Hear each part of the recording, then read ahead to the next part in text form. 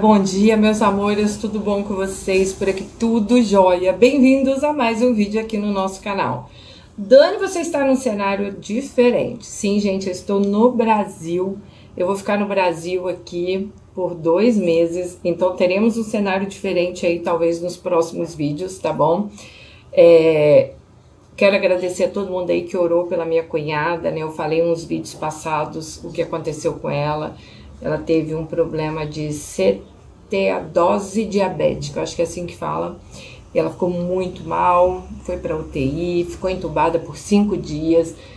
Ficou num estado muito grave, mas eu pedi muito a vocês que ajudassem nas orações, né? Que guiasse os médicos dela. E graças a Deus deu tudo certo e ela está em casa. Então eu vim também para o Brasil, porque eles precisavam de mim aqui. Estou ajudando meu irmão. Né, minha cunhada, ela tá em casa, mas ainda tá muito fraquinha, a irmã dela também tá aqui. E eu vim pro Brasil para fazer várias coisas que depois vocês vão ficar sabendo aí ao longo do tempo que eu tiver aqui, eu vou contando para vocês, tá bom? Vocês vão ouvir barulho de ônibus, talvez uns barulhinhos de carro aí, mas normal, né, gente? Bom, vamos à nossa história de hoje.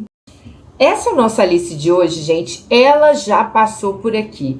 E eu lembro que a história dela, assim, me chocou bastante, porque mais uma vez aqueles lobinhos, né, que se escondem em pele de cordeirinhos da igreja. Sim. E o dela, eu tenho certeza que muitos de vocês vão lembrar, o título era O Homem de Deus que Veio do Quinto dos Infernos. Eu vou deixar o link aqui embaixo para vocês, mas se eu esquecer, alguém deixa, vocês só vão aí na procura do YouTube. Se vocês quiserem ver a primeira história, coloca O Homem de Deus que Veio do Quinto dos Infernos, Dani Delanos, que vocês vão achar. Bom, não preciso nem falar, né, de que era a história. Pelo título, vocês já imaginam, né? Ela casa com um cara que era da igreja, que era, né, todo certinho. E depois ele começa a colocar as garrinhas dele de fora, fazendo com que ela, assim, se arrependa amargamente de um dia ter conhecido aquela criatura. Mas vamos lá. Bom dia, Dani, Beto, Alices e Romeus. Sou Alice da história Garras do Medo, o Homem de Deus que Veio do Quinto dos Infernos. Meu Deus, gente, quanto carinho eu recebi de vocês naquele vídeo. Para começar, quando o Beto me escreveu dizendo que encaminharia meu vídeo para você, quase infartei. Que conexão linda que as palavras nos proporcionam. Eu sou muito fã de vocês e nem parecia real. Eu amei o carinho recebido de ti, das Alices e dos Romeus.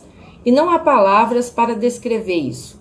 Embora o vídeo tenha dado um probleminha, acho que na edição, e alguns parágrafos da minha ida ao inferno tenham pulado, eu reparei que todos entenderam a essência e a mensagem que foi passada. Até fiquei tímida, apesar de pessoas boas terem cruzado meu caminho, como vocês puderem perceber no vídeo. Fazia muito tempo que eu não me sentia tão abraçada. Eu amei as energias positivas que cada um de vocês mandou. Para ti também, Dani, para Beto e para suas famílias. Um grande beijo para vocês. Essa é a parte da história. Essa é uma parte da história que ela não contou. E ela falou assim, não é 100% uma atualização, mas ela vai contar aqui. Nada aconteceu de novo. Graças a Deus, eu estou em paz, né? Como o vídeo terminou, que ela terminou com o indivíduo. Essa história, Dani, é uma ramificação, ou seja, a conclusão do que aconteceu com algumas pessoas que me levaram até o caminho que eu estou hoje e que eu li nos comentários que vocês sentiram falta. Nos comentários, vocês me questionaram sobre o meu pai e a família de Marcinho, meu primeiro namorado. Também reparei que eu não falei sobre Estevão, meu padrasto argentino e agressivo. A história dos meus avós está sendo produzida também, porém não está aqui, mas eles merecem um protagonismo todo especial. Eles não são uma ramificação do que eu sou, eles são a raiz. Eu creio que será mais fácil entender minha história para quem viu o primeiro vídeo, mas eu tentei fazer uma coletânea de mini contos para ser mais fácil para vocês entenderem para quem não viu o vídeo. Eu sinto que vocês vão se surpreender.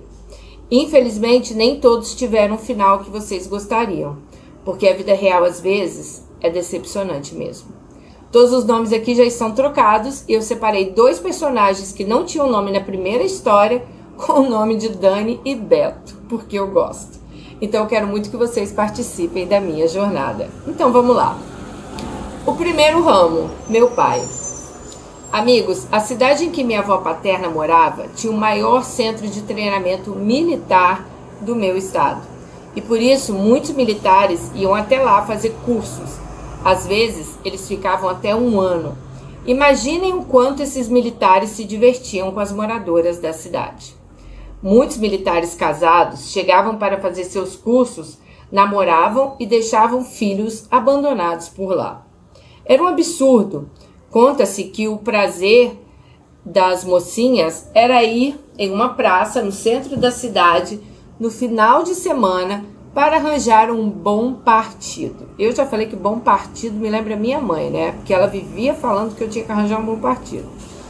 Às vezes até saía um casamento, mas na maioria das vezes daqueles beijinhos na praça só saía filhos mesmo e sem pai. Minha avó paterna, ela só tinha uma irmã mais jovem. A mãe delas, Bisa Bia, era uma das prostitutas mais populares da cidade. Uma mulher bem à frente do seu tempo. Independente de qualquer juízo de valor que tenhamos, eu tenho que admitir que ela era revolucionária. Advinda de uma família de extrema pobreza, ela viu naquela pequena cidade, com aquele centro de treinamento militar e, portanto, um centro de testosterona, uma mina de ouro. Sempre foi namoradeira, festeira e cheia de planos. Deixava as unhas gigantes e pintava de vermelho vivo. Ela fazia questão de deixar a cabeleira crespa, volumosa e comprida ao vento. Ela usava perfumes mais marcantes do mundo e se exibia com seus lábios carnudos pintados de vermelho. Ela queria enriquecer, custe o que custasse. Bisa Bia, aos 18 anos, começou a ir a uma famosa praça com seus trajes chamativos. Óbvio que não faltavam admiradores. O processo não iniciou como prostituição. Ela namorava todos os caras do quartel e pedia muitos presentes, sem qualquer melindre. Logo se espalhou no quartel que tinha uma morena que frequentava a praça, que fazia de tudo por presentes caros. Os homens enlouqueciam por ela. O que eram só presentes, em menos de 2 anos virou pagamento. Começaram então a ofendê-la com palavras de baixo calão pela cidade. E já que ela tinha ambição, resolveu se assumir e pôr o preço verdadeiro nos seus carinhos. Viveu uma vida toda assim. A prostituição fez ela comprar 2 casas gigantes. Isso nos anos 40. Ela conseguiu tudo o que ela queria financeiramente, mas nunca se casou. Teve a minha avó e a minha tia-avó, advindas de acidentes de trabalho. Não teve amor, mas teve sorte. Nunca contraiu uma doença. Fico abismada com isso, pois naquela época acho que nem camisinha usavam, né? Minha avó Maria, filha mais velha, morria de vergonha das atitudes da mãe. A cidade era pequena e todo mundo sabia que ela era filha de uma prostituta. Ela cresceu amarga e raivosa. Ao contrário da mãe, resolveu ser bem discreta em modos e fisionomia. Não se maquiava, usava cores discretas, tentava passar despercebida pela cidade. Mas ela não conseguia. Uma filha de prostituta numa cidade pequena jamais conseguiria o seu anonimato. Sua irmã, minha tia-avó Lara, era bem diferente.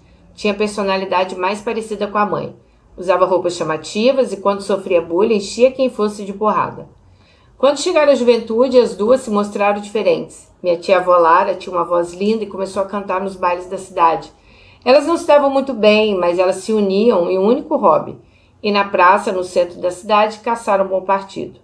Minha avó Maria dizia que encontraria um grande amor militar, casaria e teria filhos.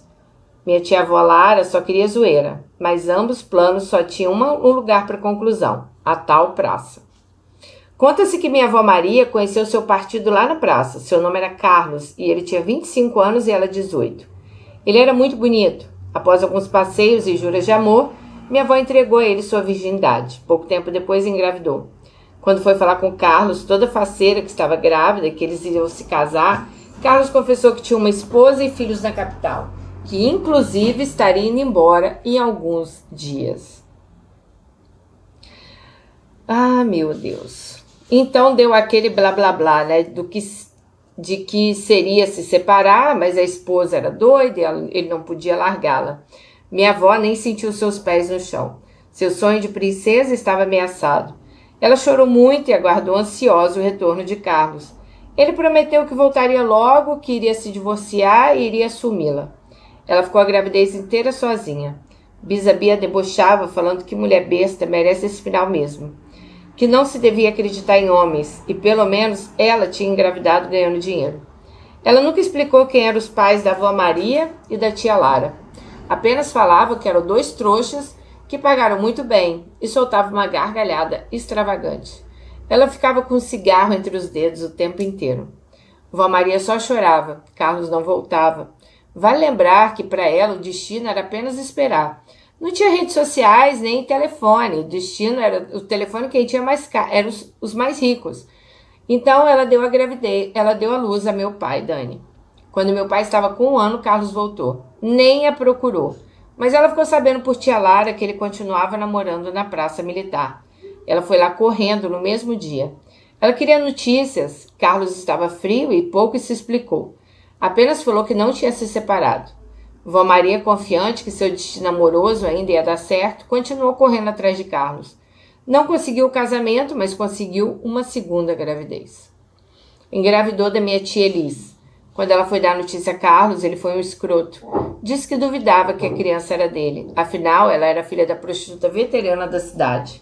A coitada chorou muito, mas limpou logo as lágrimas, pois ela tinha agora 2 crianças para cuidar. Sozinha, né? Minha tia Lara também teve uma filha de um militar casado e não teve um futuro com mais sorte que minha avó. Meu pai, portanto, cresceu sem pai e sofria muito. Quando ele conheceu meu avô materno, que era pai e o avô mais exemplar do mundo, contou a história e até chorou. Meu avô materno, mais que depressa, fez uma força-tarefa para encontrar Carlos. Meu pai e meu avô viajaram a algumas cidades do interior, fizeram uma via sacra pelos quartéis do nosso estado e só encontraram a lápide de Carlos. Carlos havia morrido bem cedo, ele morreu de câncer. Meu pai lamentou e sentiu muito nunca ter conhecido o pai. Então parece que teve uma ideia genial de me fazer passar pela mesma dor. Meu pai se separou da minha mãe quando ele tinha 2 anos de idade, para assumir o filho que teve com uma ex-namorada. Ele foi e não olhou para trás. Pagava a pensão que vinha descontada direto no seu contra-cheque. Nunca mais me ligou. Eu sentia falta de ter um pai, mesmo eu tendo um avô maravilhoso. Eu não sei dizer porquê, mas eu imagino que, como a minha mãe era uma pessoa difícil, ela me batia muito e me contavam que meu pai era um cara calmo, equilibrado e muito centrado. Eu sempre idealizei ele, sabe? Eu vivia uma vida muito difícil com a minha mãe. Meu padrasto era agressivo e sonhava com um dia que ele ia chegar e me tirar de lá. Ela sonhava, né, com um dia que o pai ia chegar e libertar ali a nossa Alice do seu pesadelo ali, né? Eu vivi uma vida muito difícil com a minha mãe e com meu padrasto, Dani. E eu imaginava tudo. Imaginava meu pai chegando, colocando o pé na porta, dizendo: Alice, eu te amo, vamos morar comigo. Infelizmente eu fui crescendo e esse dia nunca chegou. Mesmo depois da separação, minha mãe manteve contato com a minha avó paterna Maria e com a tia Elis. E eu ia para a casa delas, mais ou menos uma vez por ano. Era esquisito, elas não falavam do meu pai. Tia Elis tinha uma filha com a idade regulada minha, Diana, e eu gostava muito de ir para lá brincar com ela. Eu também não ficava perguntando sobre o meu pai, pois como a situação da vida me obrigava a ser discreta, eu não era habituada a fazer perguntas a adultos. Porém, eu sempre sonhei que um dia ele apareceria por lá. Quando eu tinha 9 anos, eu estava jogando videogame com a minha prima e um homem abriu a porta do quarto. Nada de novo nisso. A cidade era pequena e todo mundo ia entrando na casa de todo mundo. Sabe coisa de interior? Eu não estranhei, porque lá isso era normal. O homem sorriu e me deu um oi e eu respondi ao cumprimento. Ele perguntou quem ganhava mais no jogo e Diana falou, eu ou ela, né? E eu falei, é Diana que ganha. Ele então disse que naquele dia era para eu ganhar mais para que eu me esforçasse. Eu sorri, ele saiu do quarto e minha prima ficou me olhando e falou, tu não sabe quem é, Alice? Eu disse não. E ela disse, Alice, pelo amor de Deus, é seu pai. Eu fiquei envergonhada de nem tê-lo reconhecido, pois a última vez que eu tinha visto meu pai, ele tinha 2 anos de idade e nem foto dele eu tinha. Também fiquei decepcionada, ele estava 7 anos sem me ver e só falou aquilo. Aquela reação em nada se parecia nos contos de fada que eu tinha. Ele não ia me abraçar forte, ele não ia correndo me dar um beijo, ele não ia dizer que estava com saudades, não ia me explicar por que ele demorou tanto. Minha prima disse que meu pai estava em um curso para militares na cidade. Ele seguiu a carreira do pai que não conheceu. Ele ficaria toda semana na casa da minha avó e eu fiquei nervosa. Eu não sabia como lidar com isso, eu não sabia como sair do quarto, como me comportar. Meu coração de criança disparava e eu lembro que eu fui ao banheiro e morri de chorar.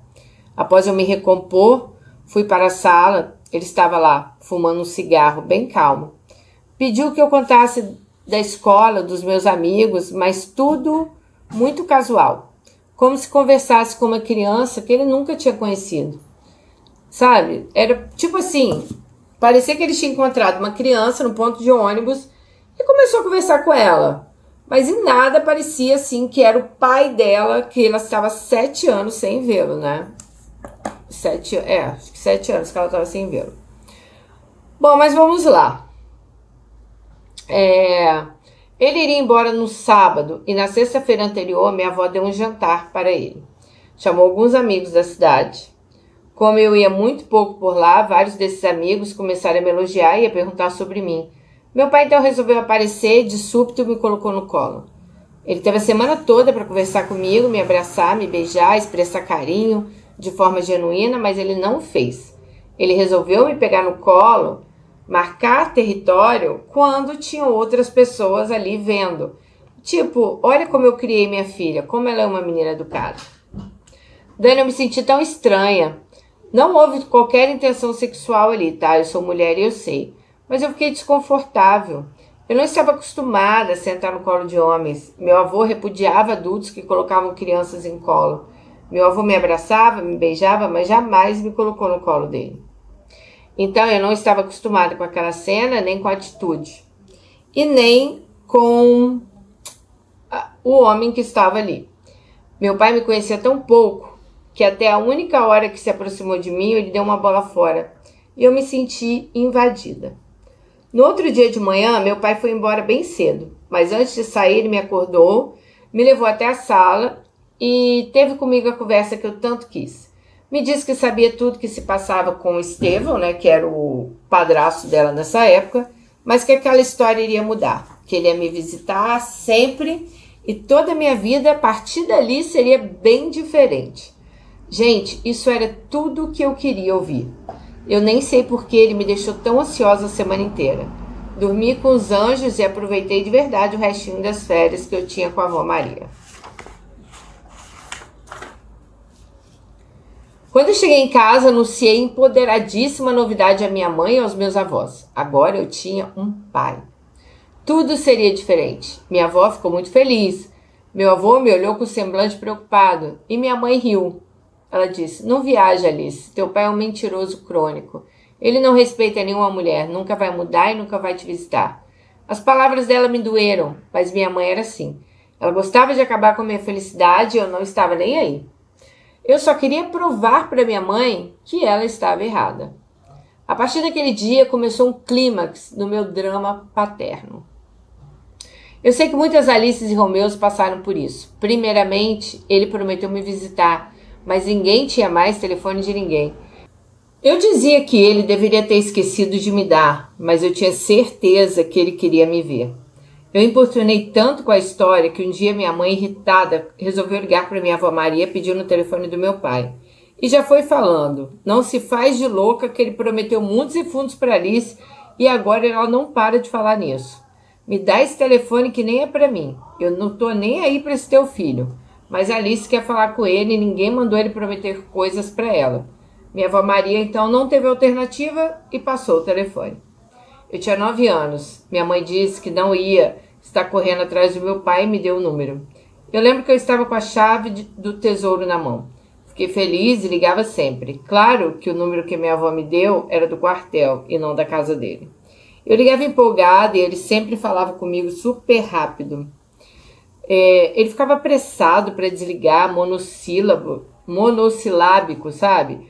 Mas eu pensava que estava tudo bem na minha cabeça. Eu pensava, meu pai é um grande militar, cheio de missões importantes. Ele não podia perder tempo, né, falando comigo. Essa relação também era abusiva na minha vida, mas de uma forma diferente. Nós não tínhamos telefone em casa, eu me arriscava, eu ia para Orelhões só para ligar para ele. Às vezes eu ia tarde da noite, porque o turno dele geralmente era à noite. Então eu me arriscava pelo sonho de ter meu pai por perto. Depois de uns meses, meu pai começou a marcar para me visitar. E vocês acham que ele aparecia? Claro que não, né? Eu ficava o dia todo, a tarde toda esperando. Ele vivia me fazendo de boba. Eu não sei como eu não infartei nessa época, pois quando ele marcava, eu ia para a casa dos meus avós esperar. Meu rico padrasto Estevão não queria que ele se aproximasse da minha casa, então ela tinha que ir para a casa dos avós. Eu ficava com o coração acelerado cada vez que entrava um carro na rua. Minha ansiedade, ela ia a picos, e ele nunca aparecia para baixá-la. Depois ele dizia que deu um problema e não pôde sair do quartel. Colocava a culpa em algum criminoso, inventava 1000 histórias, tudo certo, sabe? De acordo com o script que minha mãe já tinha me dado sobre ele. Quase 2 anos se passaram e foi isso. Ele nunca apareceu. Claro que nessa época eu já passava as ligações, mas eu mantinha esperança, até porque eu pensava que a minha mãe não me deixava morar com os meus avós. Quem sabe ele, sendo meu pai, conseguiria fazer algo por mim. Então eu fiz 11 anos. Eu estava linda e foi bem o ano que meu avô me colocou na escola particular. Eu estava feliz, cheia de descobertas. Eu nem acreditei. Pela primeira vez em todos os anos, meu pai me ligou.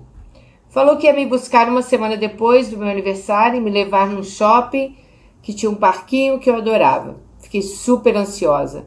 E pensei, agora vai mesmo, né? Pois ele mesmo tinha tomado a iniciativa de me ligar. Minha mãe disse que tinha certeza que ele não iria. Mas revolucionei tanto a casa dos meus avós com a minha empolgação que minha avózinha comprou uma roupa nova para mim. Comprou uma saia de prega estilo estudante, uma camisa branca e botinhas cano curto preta. Meu cabelo estava alinhadinho, com coque, com gel, glitter. Eu estava impecável.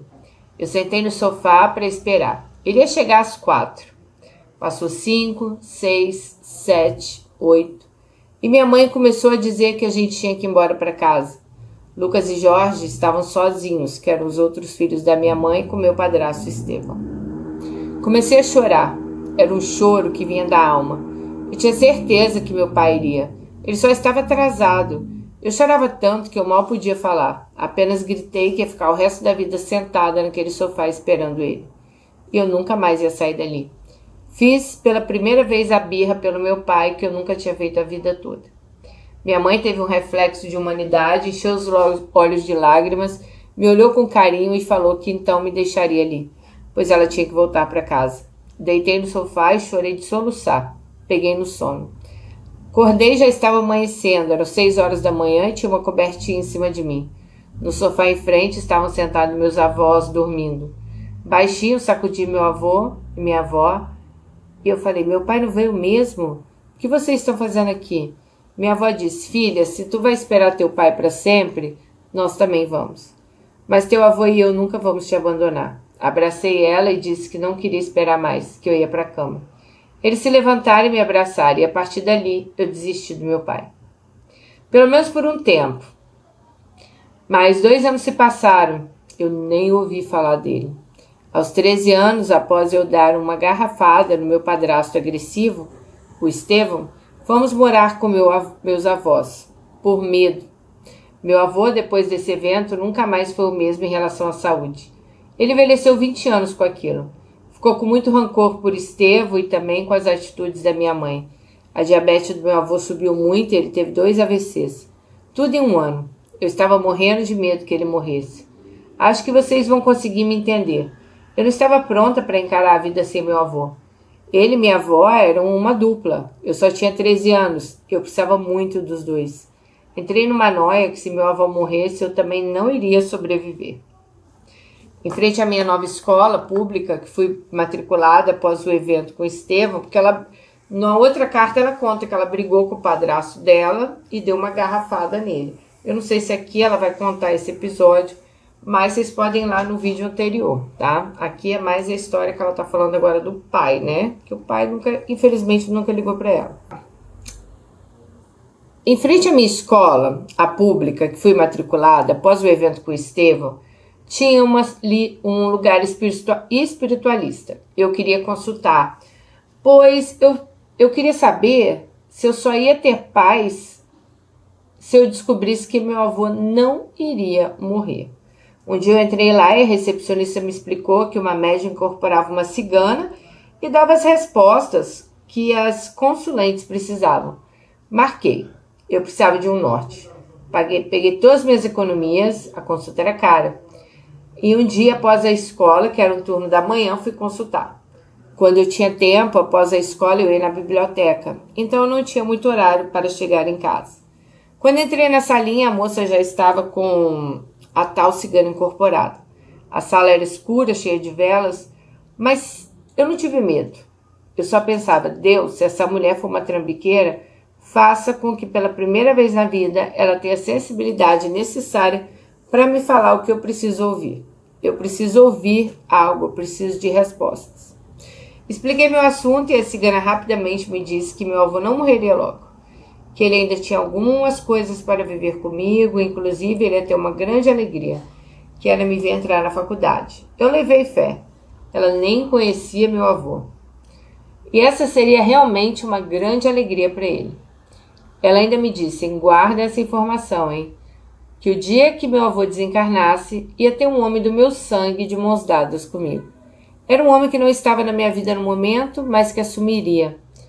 Não tão bem quanto meu avô, mas ele me assumiria, né?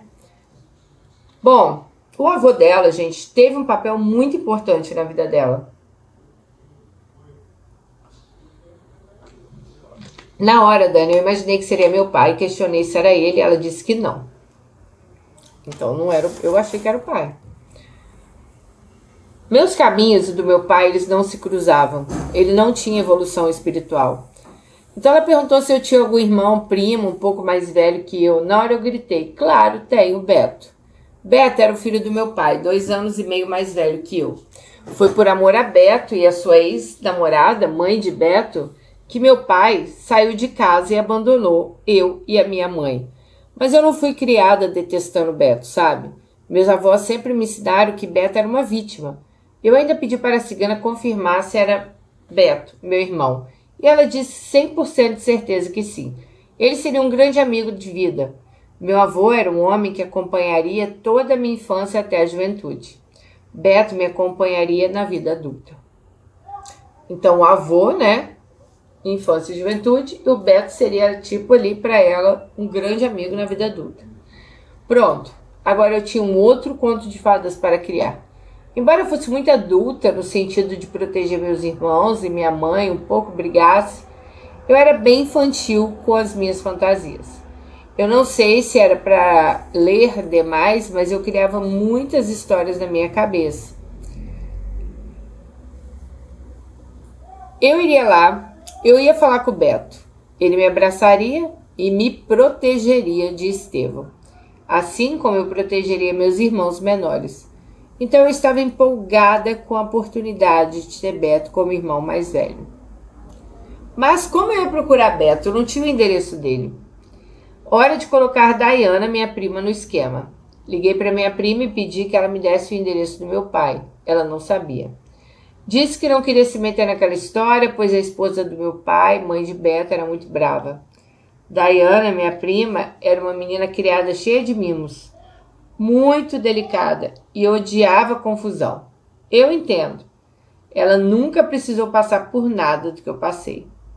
Eu me irritei e disse, Dayana, dá seu jeito. Consegue esse endereço. Eu fui negligenciada por vocês a vida inteira. Quase morri na mão de Estevão. Quase matei meu padrasto. E vocês nunca me ajudaram. Nunca me tiraram daquela. Agora dá o teu jeito. A prima disse que não queria se meter nessa história, pois a esposa do meu pai, mãe de Beto, era brava. Dayana, minha prima, era uma menina criada cheia de mimos, delicada, odiava confusão. Ela nunca precisou passar por nada do que eu passei. Eu me irritei e disse, Dayana, dá teu jeito. Consegue esse endereço. Fui negligenciada por vocês a vida inteira. Quase morri na mão do Estevão. Quase matei meu padrasto e vocês não me ajudaram. Nunca me tiraram daquela situação. Agora dá seu jeito. Tu me deve essa. Eu farei isso por você. Diana argumentou que não tinha como pedir. Como ela ia entrar nesse assunto? Mandei ela se virar, ser criativa, inventar que tinha um trabalho de geografia, queria pedir o endereço dos familiares, sei lá. Prometi que nunca falaria que era ela. E nunca contei mesmo. Só para minha avó e agora para vocês. 2 semanas depois, conforme prometido, liguei e Diana conseguiu o endereço. Falou sobre o trabalho, tal qual a ideia que eu dei. E eu fui rápida. No outro dia, após a escola, pedi para a professora me explicar como chegar naquele lugar. Era do outro lado da cidade. Tive que pegar 2 ônibus e fui. Quando cheguei lá, era um prédio lindo. Torres gigantes, muito chique. Na portaria, o porteiro interfonou e não tinha ninguém em casa. Pedi para subir e ele não queria deixar. Como eu já contei na primeira história, eu sempre tive uma boa lábia e fé em Deus. Expliquei a situação e o porteiro me deixou. Subi. Nos anos 90, essas coisas eram mais fáceis. Hoje em dia, com toda essa violência, eu não conseguiria convencer um porteiro, não. O 8º andar, onde meu pai morava, tinha 4 apartamentos. Admirei a vista e fiquei ali fazendo nada. Cheguei 12:30. Já era 4 da tarde e ninguém apareceu. Eu estava morrendo de fome. Por causa da minha ansiedade, eu não tinha nem jantado na noite anterior. E eu não tinha nem almoçado, portanto eu estava 24 horas sem comer. Peguei uma das folhas fofas do meu fichário e escrevi um bilhete para Beto. Bati uma porta, tinha um casal de idosos, atendeu e eu pedi que entregassem a ele. Expliquei que eu era irmã. Os idosos arregalaram os olhos. No bilhete tinha meu telefone, da casa dos meus avós. Pedi que ele me ligasse e adverti aos idosos que ele só entregasse o bilhete a Beto. Eu não queria confusão, só queria conhecer meu irmão. Chegando em casa, contei a loucura para minha avó e ela ficou preocupada, pois, como sempre, ela me apoiava, mas ela se preocupava. 2 semanas se passaram e Beto não me ligou. Resolvi voltar lá no sábado, ao meio-dia, nem que eu atrapalhasse o almoço da família. Dessa vez avisei minha avó, que preparou 2 sanduíches de frango e me deu a bênção e pediu que Nossa Senhora me acompanhasse. Cheguei lá e não tinha ninguém. O porteiro me deixou subir e até disse estar torcendo por mim. Os sanduíches foram bem-vindos, pois eram 2 da tarde e ninguém apareceu. Mais ou menos nesse horário, após comer meu lanche, ouvi que o elevador parou no andar e me levantei do chão. Um rapaz alto, parecido com meu pai, adentrou o corredor. Ele também tinha muitos traços meus. Foi esquisito. Foi esquisito. Meus irmãos Lucas e Jorge não se pareciam nada comigo. Puxaram mais a família do pai deles, o Estevão. O rapaz, então, me reconheceu na hora. Tínhamos realmente muito em comum. E ele disse, não, vai embora daqui, não tenho nada para falar com você. E ainda disse, Beto, sou eu, tua irmã Alice, eu vim te conhecer.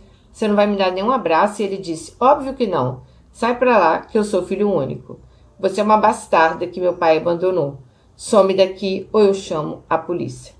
Ele entrou no apartamento e bateu a porta, me deixando em lágrimas. E ali foi mais um abandono na minha vida. A primeira coisa que eu pensei foi, cigano ordinário, levou meu dinheiro e minha esperança. No fim, toda a minha família ficou sabendo o que aconteceu. Meu avô foi pessoalmente no quartel xingar meu pai. Meteu o louco lá. Eu não sei como não acabou preso. Pela primeira vez disse que não queria ninguém daquela família suja do meu pai perto de mim. Claro que continuei ligando para a Diana e indo para minha avó, uma vez por ano. Mas meu pai nunca estava lá. A vida passou, nunca mais tive contato com ninguém. Aos 18 anos, quando eu estagiava na empresa de trens que o pai do Marcinho, meu primeiro namorado, conseguiu para mim, Beto me adicionou no Orkut. Eu estranhei, mas aceitei. Ele então escreveu no depoimento que ele queria meu MSN. Ele queria falar comigo, eu dei e começamos a conversar. Inicialmente, ele me pediu desculpas. Disse que quando eu fui na casa do pai dele, há 5 anos atrás, ele era um moleque manipulado pela mãe, que ele queria muito me conhecer. Eu desculpei, disse que para ele que eu entendia que, ao contrário de mim, que tive avós sensatos, ele teve a versão deturpada dos fatos. Bom, depois conversamos casualidades para nos conhecer. Ele tinha uma vida bem diferente da minha. Estudava numa escola particular, o pai e a mãe presentes. Ele tinha clube que ele ia no final de semana, fazia 1000 aulas de Mauricinho, inclusive esgrima.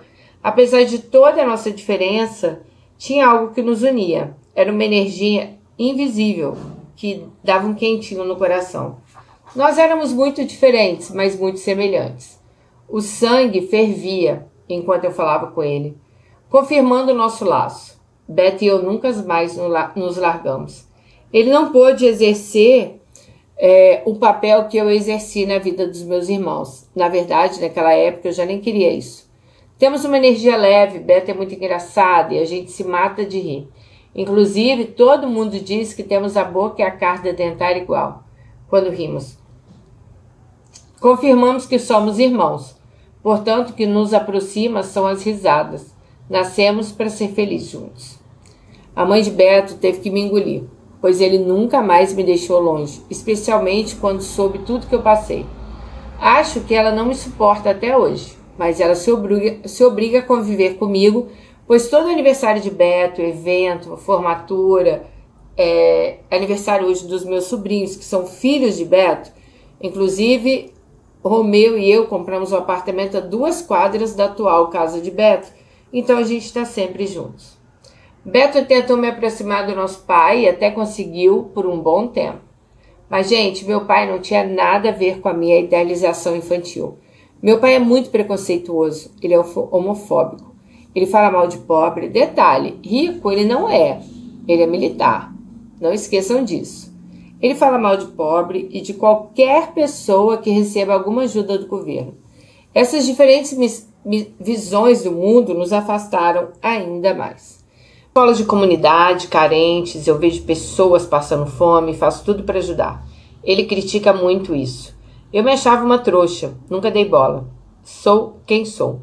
Eu sou neta dos meus avós, morro para ajudar os outros. Repara, é nas atitudes que a gente, vê como as pessoas são. Eu já falei isso para você. Não adianta falar. Falar, todo mundo fala. Eu sou isso, eu sou aquilo, eu sou uma pessoa muito boa, eu faço isso, eu faço aquilo. Me mostre nas atitudes quem você é, né? Bom, todos os eventos que Beto faz, ele adora eventos, ele é muito social. Meu pai está. Então a gente conversa, chama ele de pai, sem climão. Mas fora esses eventos, a gente não se fala, não se liga nem nada. É uma pena ele ter se decepcionado, meu amor por ele, de todas as formas. Mas eu já agradeci ao meu pai. Agradeci pelo Beto. Sem meu pai não haveria Beto. E Beto é meu grande companheiro de vida. E o melhor tio da minha filha e o melhor cunhado para o meu marido. Meu avô, ele teve a oportunidade de ver, em seus 2 últimos anos de vida, minha amizade com Beto. E ele amava, ele ficava muito feliz. E tenho certeza que em seu velório ele sorriu, quando ele viu Beto de mãos dadas comigo, consolando a minha dor e prometendo nunca me deixar sozinha. Então ali se cumpre o que a cigana falou para ela anos atrás. Bom, o segundo, Estevão. Ela vai falar um pouco agora sobre a relação dela com o padrasto dela. É natural que essa história talvez não seja tão grande. Para quem acompanhou meu primeiro vídeo, eu tenho a dizer que Estevão, meu padrasto argentino, psicopata, não era de conversar comigo nem com meus irmãos. Estevão não falava, ele batia. Porém, alguns detalhes eu sei. Estevão era o filho mais velho de 7 irmãos, filho de um pai alcoólatra e de uma mãe submissiva. Ele viu sua mãe apanhar muitas vezes, desde sempre. Seu pai era mecânico e desde muito jovem Estevão aprendeu o ofício. Dizem que as agressões do pai de Estevão eram intensas e diárias. No período de pancadarias, Estevão viu de tudo. O que o velho Isaías quebrou os braços e pernas de sua mãe. Ele bebia e chegava em casa transtornado. Falava palavras de baixo calão para a esposa e muito ciumento. Dizem que ele era um maldoso raiz, o pai de Estevão, pois ele maltratava até os animais. Às vezes matava os cachorros, gato, por diversão. Conta-se que uma noite de chuva, quando Estevão tinha 15 anos, todos planejaram uma fuga de casa, e as agressões do viejo Isaías estavam passando dos limites. Estevão foi quem pegou em seus fortes braços os irmãos menores e organizou a fuga. Ele e a mãe se esconderam na casa de parentes distantes. O velho Isaías nunca os encontrou e morreu sozinho. Estevão, sua mãe e seus irmãos viveram a custas de parentes por anos. No princípio, Estevão garantia uma vida com pouco dinheiro, Antes da fuga, ele tinha aprendido o ofício de chapeador. Quando completou 20 anos, se mudou para Montevidéu, no Uruguai. Estevão era bem feio, mas muito trovador. Ostentava e fingia ser o que não era. Em poucos meses, no Uruguai, Joana, uma moça querida, mas de autoestima baixa, se apaixonou por ele. Joana tinha 18 anos. Ela era filha de americanos e ficaria em Montevidéu poucos meses. Acompanhou o pai, que trabalhava numa multinacional. Gordinha e baixinha, se sentia pouco comparada às latino-americanas. Falava muitos idiomas e tinha um futuro promissor pela frente. Ela conheceu Estevão numa padaria. Apesar de falar bem espanhol, alguns itens específicos lhe fugiam do vocabulário. Ao ver sua dificuldade de pedir um pão específico, Estevão, rápido em intenções, auxiliou ela no pedido. Na saída da padaria, eles conversaram um pouco e marcaram para encontrar-se no outro dia. Ambos eram novos no país e sentiam falta de companhia. O namoro iniciou-se rápido. Os pais de Joana não gostaram de Estevão, mas engoliram. Joana estava nas nuvens. O que ela não falava pela própria timidez, Estevão falava por ela. Então aquele sorriso, o jeitão dele de sempre mais alto, falava sempre mais alto que os outros e gesticulando. E ele encantou Joana com essa forma. Embora Estevão não tivesse nem o que comer, muitas vezes quando conversava com pessoas, ele divagava. Dizia que logo compraria uma mansão, que a moeda uruguaia estava em ascensão e que logo ele estaria milionário. Essa segurança toda que Estevão tinha faltava em Joana. Então isso acabou cativando Joana a se admirar ali por Estevão, Eles tinham que voltar aos Estados Unidos. Então Joana resolveu ficar com Estevão. O plano estava pronto. Eles voltariam para Buenos Aires, se casariam. Ela teria permissão para permanecer em Buenos Aires. Os pais de Joana ainda tentaram persuadi-la de que isso seria uma loucura, mas não tinha jeito. Bom, por acaso, alguém manda no coração de uma menina de 18 anos, perdidamente apaixonada? Sem alternativa, os pais de Joana voltaram para os Estados Unidos e Joana foi para Buenos Aires com Estevão. Ele sem emprego e ela também. Não tem muito o que falar, gente. Estevão então lá começou a fazer a única coisa que ele sabia: bater em Joana.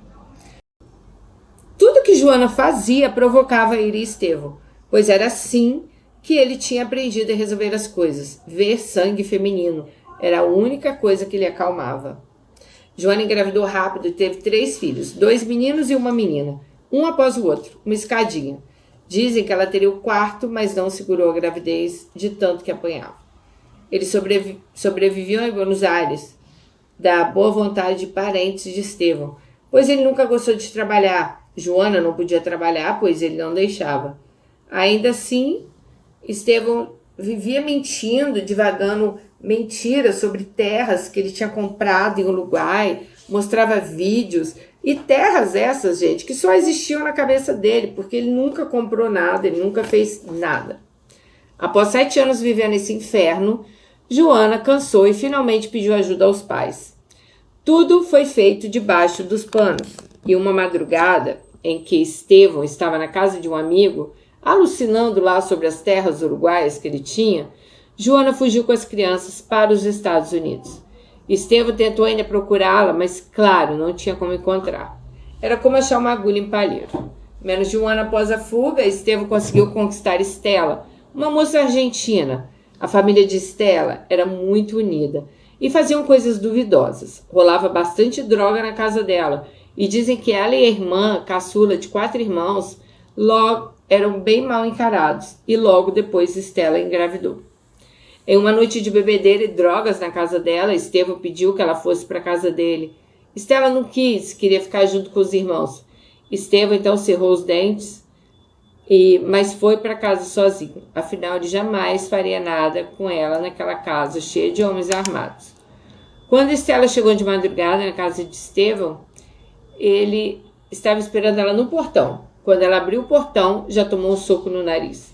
Estevão bateu muito nela, dominado por um ciúme louco. Quando a fúria passou e se deu conta do que ele tinha feito, fugiu para a casa de um dos seus irmãos.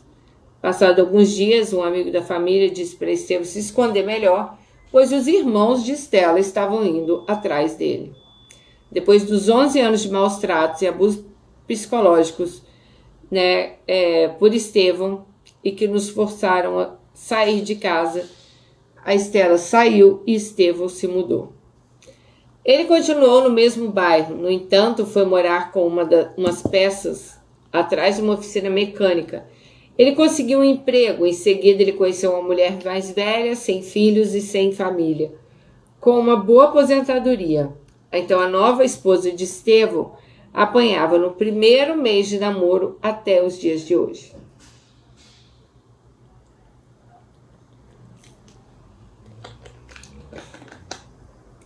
Estevão nunca procurou seus irmãos.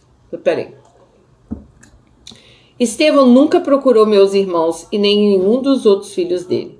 Como vocês podem perceber, Estevão, ele saía fazendo filhos para sofrerem no mundo. E ele conseguiu fazer isso em 3 países diferentes. Sabemos sobre a vida de Estevão hoje porque alguns vizinhos têm contato com ele. Logo que a minha pensão do meu avô saiu, a vida dele, ele quase passou fome e pediu ajuda aos outros. A vida dele de antes, com Joana e Estela, eu soube através dos filhos de Joana.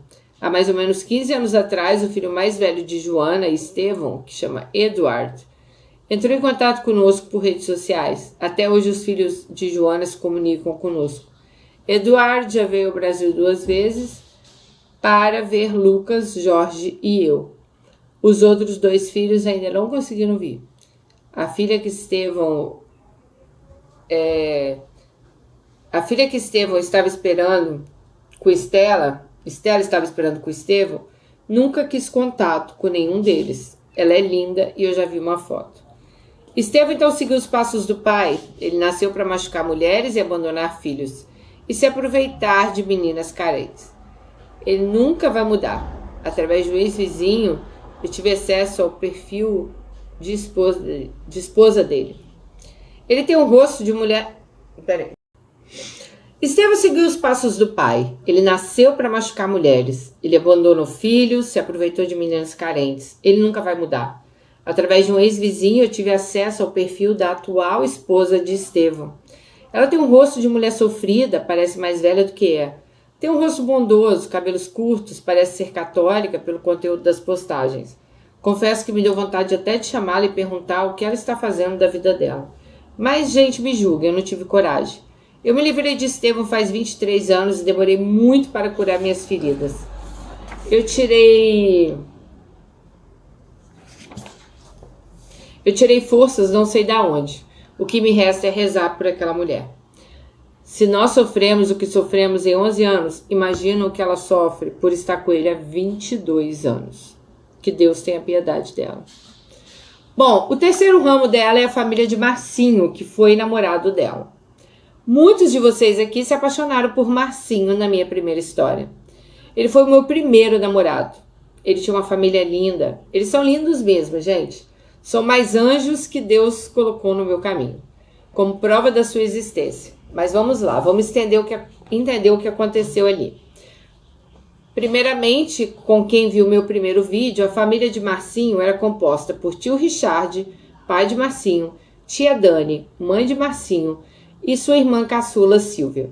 Vale ressaltar que, como eu comecei a namorar Marcinho com 16 anos, eu achava os pais dele, tio Richard e tia Dani, eu chamava de tia, né? Então até hoje ela tem essa mania de chamar eles de tia. Hoje eu sou uma mulher feita de 38 anos e ainda chamo eles assim. Parece coisa de adolescente, mas sei lá.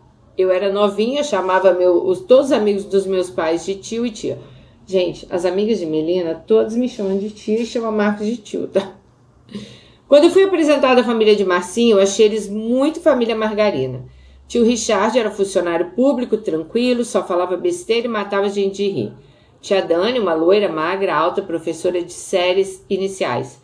Intensa no amor e nos cuidados com todos. Silvia era bem lourinha, tinha os cabelos sedosos e muito compridos.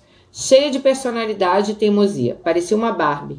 Marcinho, claro, aquele lindinho, cavalheiro. Eles faziam as refeições à mesa e rezavam. Os pais olhavam os cadernos dos filhos e eles se abraçavam compulsivamente. Era tudo que eu não tinha na minha casa.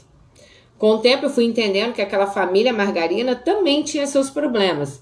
Tio Richard brigava muito com Marcinho por qualquer coisa, dizia que ele era filhinho da mamãe. Tia Dani defendia Marcinho com unhas e dentes. Parecia uma leoa. Ai de quem olhasse torto para ele. E Silvia? Silvia era offline da família. Na verdade, ela não era maltratada. Acontece que a atenção da família inteira era para Marcinho. Fosse tio Richard xingando ou tia Dani lambendo a cria. E a Silvia ficava meio na sombra, sabe? E como eu não podia ver ninguém assim, virei time Silvia. Silvia não deixava barato.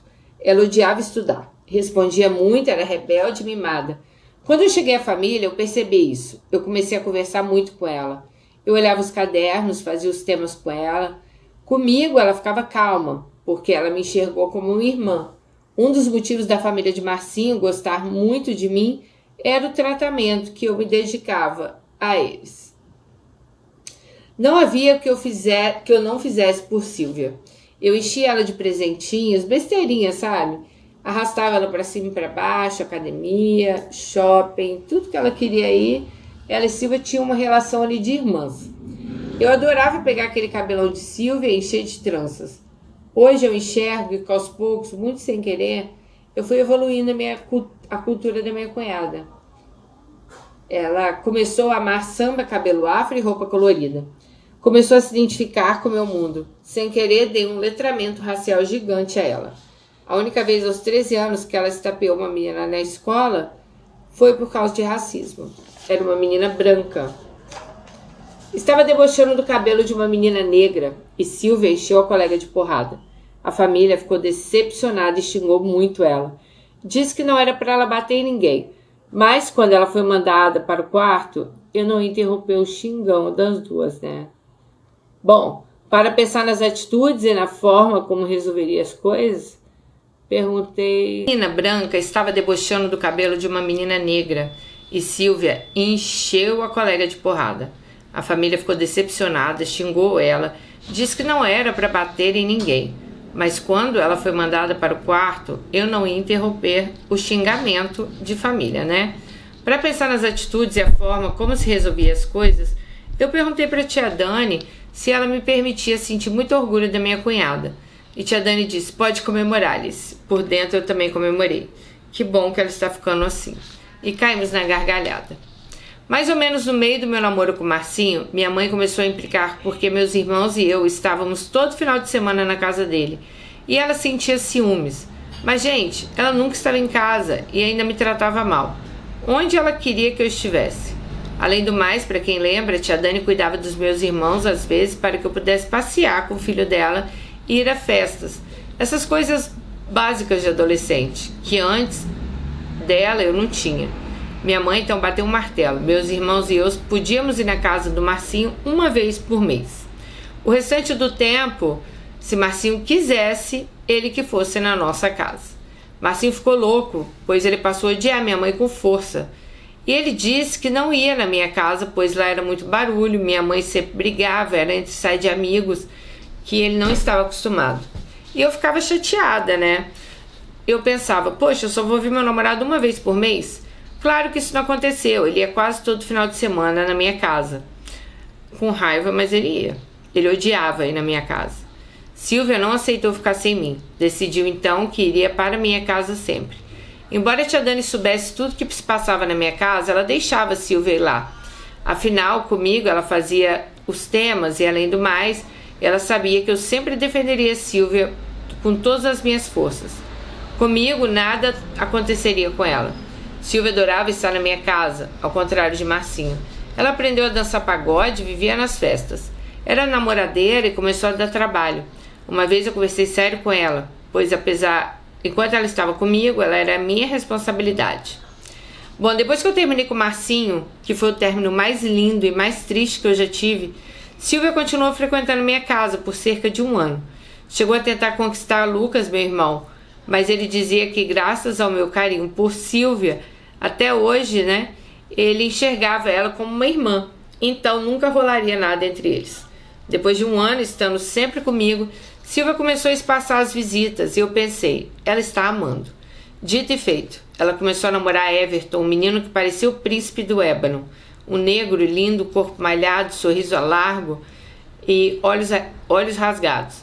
A família de Everton era bem raiz. Alguns parentes moravam num quilombo numa cidade vizinha.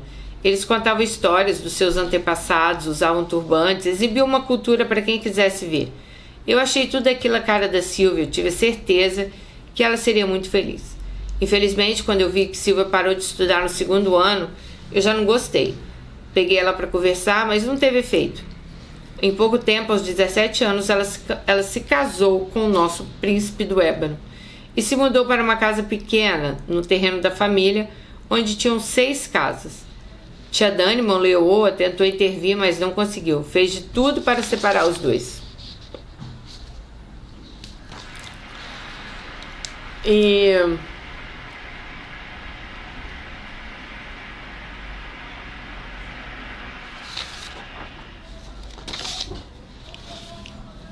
Ao contrário de mim, o Everton ele não teve jeitinho com tia Dani, então eles viraram inimigos. Tia Dani só era dessas mães raízes, sabe? Que fazem tudo mesmo pelos filhos. Nesse ponto eu entendo Everton. Não estamos acostumados, mas afinal quem está errado?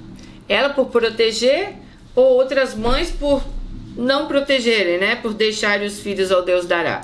Tia Dani só queria o melhor para eles. É claro que, seduzida pelos encantos do príncipe de ébano, né, do Everton, Silvia engravidou no primeiro ano de casada. A primeira filha de Silvia foi recebida com alegria, afinal não tinha mais o que fazer. E o dom da tia Silvia, de Richard, era o amor. Ele só sabia escolher. A menina era e é muito linda. Tem traços da mãe e do pai. Eles formam uma pintura harmônica e delicada. A menina era linda, tem traços da mãe e do pai. Eles juntos formaram uma pintura harmônica e delicada. Everton sempre foi festeiro, e ao ver Silvia, mãe de primeira viagem, em volta aos afazeres da maternidade, ele não quis parar a sua vida. Ele continuou fazendo muita festa e arrancando o suspiro das mulheres, que não conseguiam resistir àquele sorriso. Everton traía muito Silvia e ela não conseguia largá-lo. Após alguns anos, Silvia achou solução para o problema e engravidou novamente. Na cabecinha ingênua dela, dar um filho a Everton seria a coisa mais óbvia a se fazer. Ela rezou, acendeu a vela e conseguiu ter um menino, que era o sonho dele. O menino nasceu à cara dele, esse sim, sem nada dela. Um mini príncipe de ébano, semelhante ao pai em tudo. Everton ficou muito bobo pelo segundo filho e pareceu mesmo se acalmar. Fez um show, pediu desculpas à tia Dani, ao tio Richard, prometeu tratar a filha deles como ela merecia, ficou caseira, arranjou um bom emprego e passou a tratar a mulher com respeito. Malandro não para, né? Malandro dá tempo. O filho mais novo não tinha nem 2 anos e Everton já estava se exibindo com mulheres cada vez mais jovens. E não se escondia mais. Até em rede social ele exibia suas traições. O temporário celibato dele de infidelidades tinha acabado. Tia Dani, sempre leoa, invadiu a casa e tirou Silvia de lá pelos cabelos. Silvia ficou 2 anos na casa de tia Dani. Nessa época era sofrido. Os meninos choravam muito pelo pai e Silvia sempre ficava amargurada, né? Nem olhava na cara da tia Dani. A verdade é que ela não queria ter saído de casa. Ela queria lutar pelo seu príncipe até o fim. O que ela não entendia, gente, é que uma mãe lutando por uma filha geralmente tem mais força. Passados 2 anos, Silvia, que não sorria mais, começou a voltar a sorrir. Nessa época eu tinha bastante contato com a tia Dani, e quando ela me falou eu fiquei feliz. Achei que era um novo amor, mas coração de mãe não se engana e tia Dani disse que nada, Alice, eu conheço aquele sorriso. É o Everton, não era um novo amor, era um antigo amor, né? Dito e feito, Silvia assumiu que ela e Everton estavam se encontrando e ela estava grávida pela 3ª vez. Nessa mesma época, Everton resolveu assumir relacionamento sério com outra menina, uma moreninha, mais jovem, de cintura fina e sem marcas de cesárea. Tia Dani e tio Richard se puseram para morrer E a família de Everton ficou doida e fez o que devia ser feito há muito tempo. Expulsou Everton da pecinha. E ele morava no pátio, né? Numa casinha. E deu essa casinha para Silvia morar com os 3 filhos. Hoje em dia, Silvia, minha Barbie delicadinha, trabalha como diarista. Pouco sorri, tem semblante duro e nada ela se parece àquela menina que eu conheci. Nos falamos com frequência. Ela ainda mora no terreno da família de Everton e não quer ter mais ninguém, pois pelo jeito seu coração é de um homem só. Eu não sei se ela fica lá porque no fundo ela tem um sonho que o Everton volte para lá e ela seja feliz. Acho que as duas coisas. Ela não fala muito. Everton tá casado com sua moreninha. Eles não têm filhos e vivem se exibindo seus lindos corpos malhados nas redes sociais. Inclusive dão dicas de saúde e vida íntegra. Óbvio, gente, que eu queria outro final para Silvia. Ela é minha irmã Barbie, lembra? Eu amei e amo muito ela. O que me deixa feliz nessa história é ver ela bem cuidada pela família do Everton. Eu sei o que é isso. Eu fico feliz que não tenham largado a mão dela, do mesmo jeito que ela nunca largou a minha. Nem mesmo quando eu estava proibida de ir na casa dela, ela me abandonou. Escrevendo a história dela me deu tanta saudade, saudade de fazer trancinhas naqueles cabelos sedosos, de levá-la a todos os lugares comigo. E eu penso, Everton é muito burro em perder Silvia. Voltando um pouco à história para dar o desfecho de Marcinho, logo que acabamos eu ligava para a casa dele toda semana. O desmame daquela família demorou muito para mim. Eu gostava muito de contar da faculdade, de tudo que estava acontecendo. Eu ligava e falava horas com tia Dani. Não importava o que ela estava fazendo, ela parava para me atender. Um ano depois eu comecei a notar que quando eu ligava, tia Dani se apressava em desligar.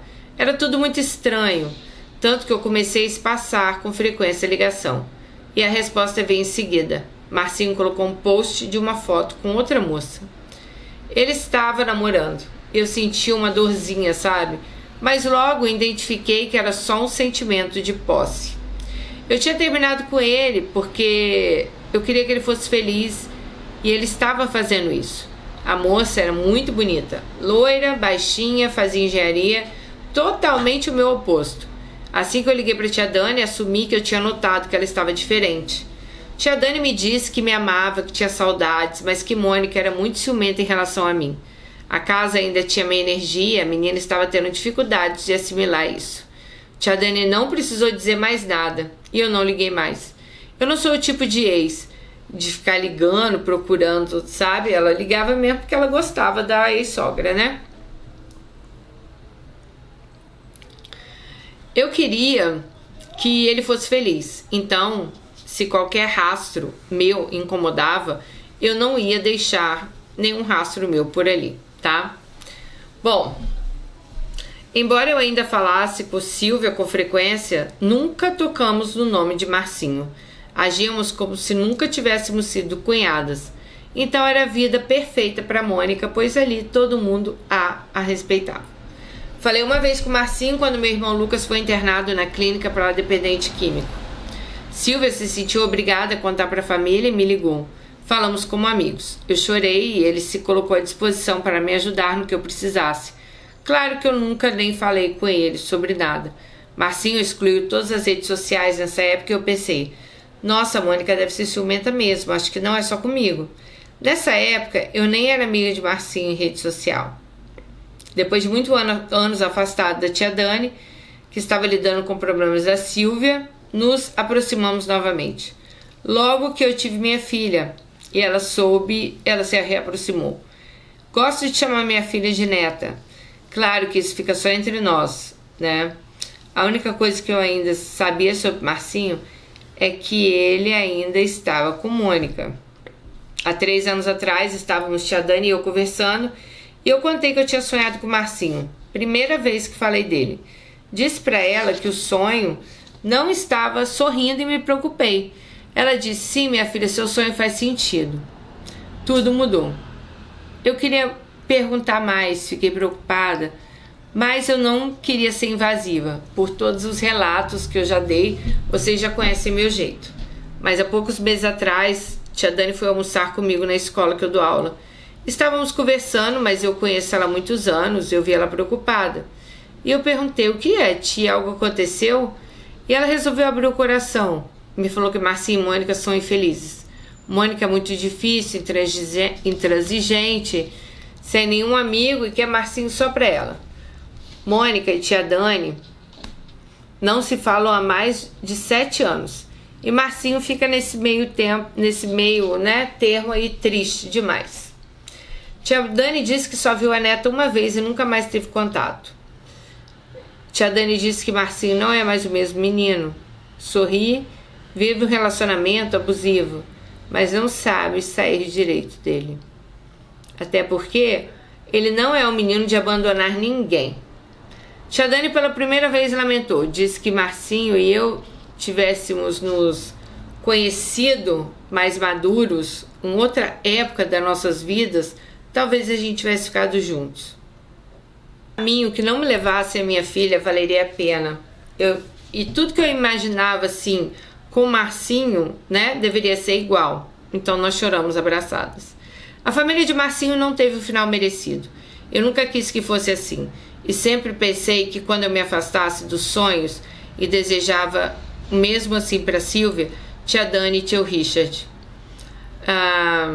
Eu achava que eu teria a família dos sonhos, que era a família deles para mim na época, né? Então ela queria um final muito melhor para eles. Bom, na fase dos meus 16 anos, fase que eu podia me revoltar com tudo que acontecia, eu conheci eles. Eles me mostraram como funcionava uma família de verdade e deram um show. Eu digo que eu sou uma mistura da minha avó e da tia Dani, como mãe. Eles me salvaram de todas as formas e eu desejo sempre o melhor para eles. Vou estar sempre aqui por eles, com a presença discreta, imperceptível, mas eu estarei. Eu os amo muito, de coração. Dani, os ramos da minha história estão aí. Agora só falta a história das minhas raízes dos meus avós. Mas eu vou voltar aqui para contar para vocês. Então quero já deixar aqui um beijo para você, para Beto. E foi maravilhoso reviver tudo isso. Eu tive dores na minha vida, mas escrevendo reparei que eu tive muitos amores também. Que Deus abençoe a tia, sua família, Beto. E ela mandou fotos, né, para mim, para conhecer a família dela. Então é isso, Alice. Muito obrigada por ter contado sua história. Realmente, assim, eu adorei que ela veio aqui contar o que aconteceu com as pessoas que passaram pela família dela. E assim vocês também, né, quem não viu o primeiro vídeo, ficou sabendo aí o que aconteceu com ela. Ó, o que eu quero falar pra vocês é o seguinte: essa história de hoje, ela não é uma atualização. Ela é o desfecho de alguns personagens da história que ela já veio contar aqui. Mas, se você não assistiu a primeira história dela, ok, porque ela deu mais ou menos, né, ela contou mais ou menos em um resumo da história e o desfecho dos personagens. Agora, se você quiser ver a história dela primeiro, a história dela se chama Garras do Medo. O homem de Deus que veio do quinto dos infernos. Foi há 3 meses atrás. Eu vou mostrar aqui a vocês, ó. Se você colocar aí na procura do YouTube, você já acha, tá? Mas é essa capinha aqui, ó. Muitos de vocês viram. E é uma história sensacional, mais de 1 hora de história. Mas se você por acaso não viu essa história agora, também não tem problema. Ela já contou, né, um pouquinho de cada personagem ali, o que foi acontecendo, para vocês entenderem. E ela quis mostrar pra gente o quê? Que a base dela ali, as ramificações, tudo que aconteceu na infância, como afetaram a vida adulta dela. E é assim mesmo, gente. São coisas que vão acontecendo lá atrás que vão afetar a vida de vocês lá na frente.